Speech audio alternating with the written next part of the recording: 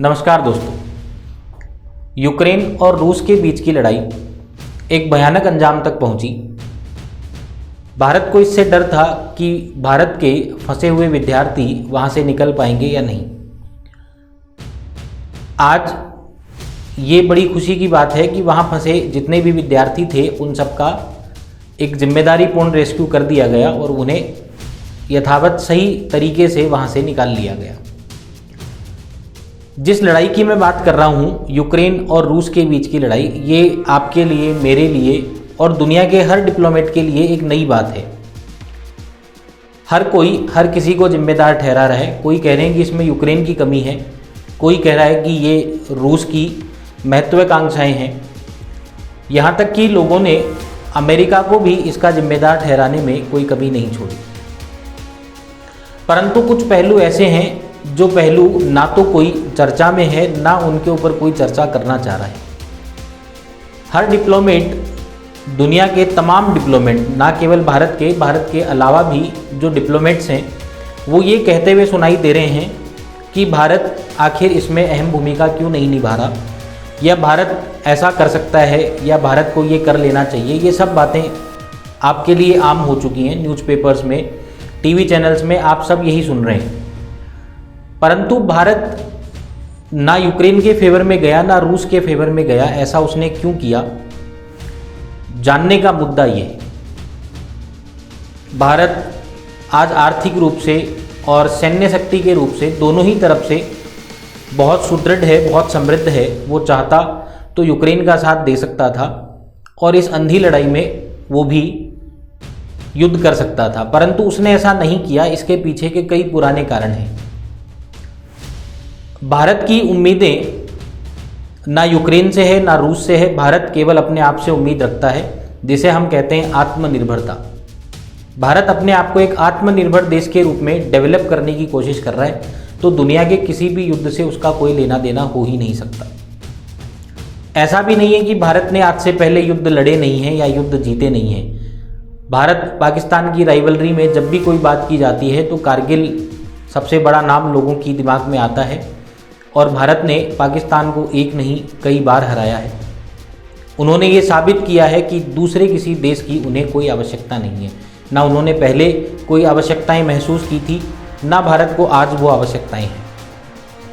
भारत की सैन्य शक्ति इतनी बड़ी है कि आज वो चाहे तो दुनिया की किसी भी शक्ति से या महाशक्ति से टक्कर ले सकती है। यूक्रेन विशेषकर भारत से मदद मांग रहा है।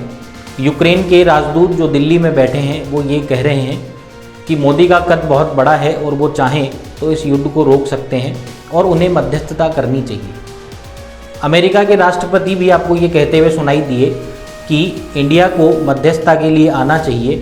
पुतिन इसके लिए जिम्मेदार हैं, पुतिन इसके परिणाम भोगेंगे। ये सब बातें आपने सुनी, परंतु ना आज अमेरिका इस लायक है कि वो पुतिन को कोई सबक सिखा सके, ना ही ग्रेट ब्रिटेन इस लायक है, या वो लायक होना ही नहीं चाहते कि वो रूस से टक्कर लें। उनका मकसद टक्कर लेना नहीं था। जिस मकसद से वो यूक्रेन के साथ थे, उनका मकसद बिना युद्ध के पूरा हो रहा था। अपना मकसद पूरा उन्होंने किया। यूक्रेन से उनका कोई लेना देना था नहीं, इसलिए उन्होंने यूक्रेन का साथ नहीं दिया। मोरल सपोर्ट एक अलग बात है, परंतु युद्ध के समय में पैसों से आप युद्ध नहीं जीत सकते। केवल पैसों से संपन्न होना आपको युद्ध कुशल नहीं बना सकता। जैसे बॉलीवुड की कई फिल्मों में ये डायलॉग आप सबने सुने हैं कि पैसों से हथियार खरीदे जा सकते हैं, परंतु उन्हें चलाने की हिम्मत माँ के पेट से पैदा होते टाइम आपके अंदर होनी चाहिए। ठीक उसी तरह यूक्रेन का साथ कई देशों ने दिया, और जिन देशों ने यूक्रेन का साथ दिया उन सब ने ये कहा कि आप हमसे जो मेडिकल व्यवस्थाएं हैं उनमें सहयोग मांग सकते हैं, आर्थिक रूप से हम आपकी मदद करेंगे, परंतु सैन्य व्यवस्था के रूप में किसी ने यूक्रेन की कोई मदद नहीं की। अब बड़ा सवाल ये आता है कि आखिर भारत ने मदद क्यों नहीं की। भारत ने परमाणु परीक्षण किया था, ये आप सबको याद है, अटल जी की सरकार थी। दोहरी मानसिकता के ऊपर भारत आज से नहीं, बहुत पहले से टिका हुआ है। जब अटल जी परमाणु परीक्षण के लिए जा रहे थे, जब सेना पूरी तैयारी कर रही थी, उस समय इस परमाणु परीक्षण का विरोध भारत की ही अपोजिशन गवर्नमेंट यानी यूपीए ने किया। इन्होंने कहा कि भारत को परमाणु परीक्षण की या परमाणु हथियारों की कोई आवश्यकता ही नहीं। आप सोचें, अगर परमाणु परीक्षण की आवश्यकताएं नहीं होती तो आज भारत भी कहीं ना कहीं वो सब झेल रहा होता जो आज यूक्रेन के साथ हुआ। इसी यूक्रेन ने अमेरिका और ग्रेट ब्रिटेन के कहने पर अपने तमाम परमाणु हथियार निरस्त कर दिए, जीरो कर दिए। और क्योंकि परमाणु हथियार ना होने की वजह से आज रूस की इतनी हिम्मत बढ़ी कि वो यूक्रेन के ऊपर कब्जा जमाए बैठा है। यूक्रेन के ऊपर कब्जा करना डेमोक्रेटिक पॉलिसी नहीं मानी जा सकती, और क्योंकि दुनिया के तमाम देश भारत को एक बहुत बड़ी डेमोक्रेसी के रूप में मानते हैं, इसीलिए वो सब चाह रहे हैं कि ये भारत से मदद लें और भारत इनकी मदद करें। परंतु एक ऐसा देश जो इस परमाणु परीक्षण के सख्त खिलाफ था, उसमें यूक्रेन का नाम सबसे पहले आता है। यूनाइटेड नेशन ने ये कहा था कि भारत को परमाणु परीक्षण की इजाज़त नहीं है, तब यूक्रेन ने कहा कि इनसे परमाणु परीक्षण की इजाज़त छीन ली जाए और इनके ऊपर इतने आर्थिक प्रतिबंध लगाए जाए कि आर्थिक रूप से जो इनको हानि हो ये उसे भी पूरा करने में इनको बहुत लंबा समय लगे। भारत पाकिस्तान के बीच सबसे बड़ा मुद्दा है कश्मीर। जब यूनाइटेड नेशन में कश्मीर मुद्दे पे वोटिंग हुई तो यूक्रेन वो पहला देश था जिसने भारत के विरोध में वोट डाला और कहा कि कश्मीर मुद्दा भारत को छेड़ना ही नहीं चाहिए।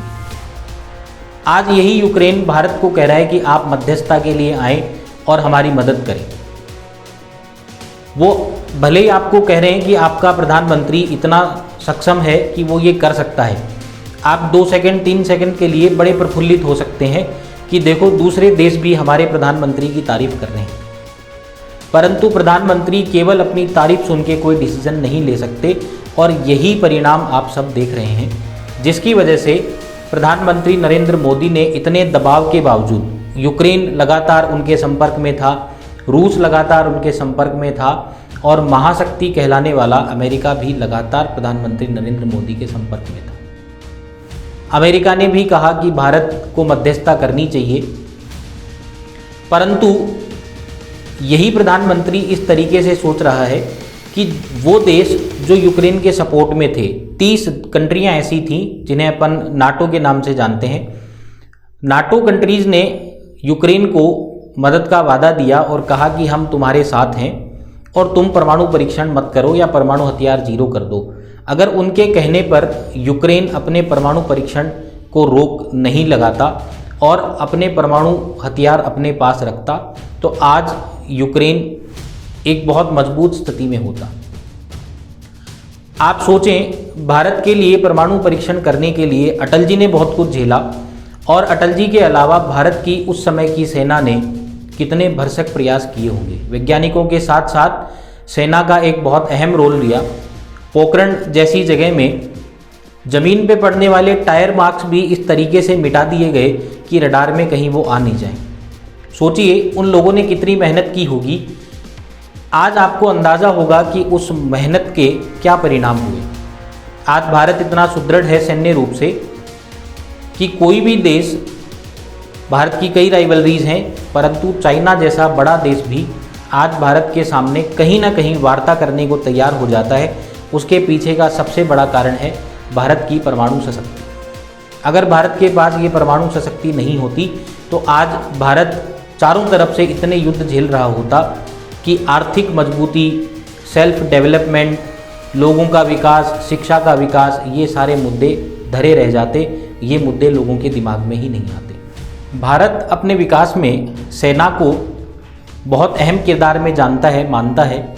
इसीलिए भारत एक सैनिक को केवल एक सैनिक के दर्जे में नहीं तोलता, वो उसे एक विशेष अधिकार देता है, एक विशेष रिस्पेक्ट देता है। यही विशेष रिस्पेक्ट भारत के सैनिक को इस बात के लिए प्रेरित करती है कि वो भारत की अखंडता की रक्षा करे और भारत की सीमाओं पर डटा रहे। अगर भारत के साथ ऐसा नहीं होता और जो टैक्स पेयर भारत के ये सोचते हैं कि हम तो टैक्स दे रहे हैं और जो सैनिक सीमा पे खड़ा है उसका तो काम है मरना, तो आज ये उनके लिए सबक है। यूक्रेन को देख के उन्हें सीखना चाहिए कि अगर भारत भी अपने सैनिकों को इसी तरीके से ट्रीट करता तो कहीं ना कहीं अंजाम इन टैक्स पेयर्स को बहुत बुरे चुकाने पड़ते या बहुत बुरे रिजल्ट्स देखने को मिलते। आप खुद इस वीडियो को देखकर ये अंदाज़ा लगाएं कि जो डिप्लोमेटिक सिचुएशन अभी भारत की चल रही है वो सही है या नहीं। पेट्रोल के 25 रुपये या 30 रुपये ज़्यादा देकर अगर आपको कोई ऐसी सरकार मिलती हो जो आपको सुदृढ़ बनाए, आपकी सैन्य शक्ति को सुदृढ़ बनाए और कहीं ना कहीं बड़े बड़े देशों को आपकी तरफ झुकने या आपकी बात मानने को विवश कर दे, तो आपको ये 25 रुपये ज़्यादा महंगे लगते हैं या ये सरकार ज़्यादा महंगी लगती है। इस बात के ऊपर कमेंट ज़रूर करें, वीडियो को लाइक करें। धन्यवाद।